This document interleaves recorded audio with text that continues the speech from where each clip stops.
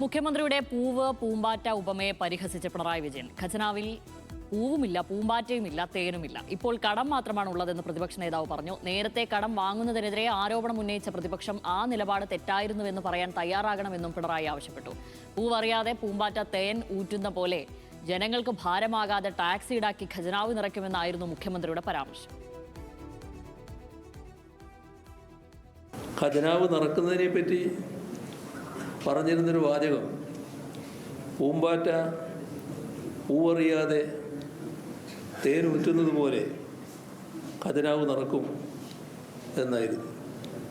പക്ഷേ കടമെടുപ്പ് പരിധി തന്നെ കടന്നു പോകുന്നു.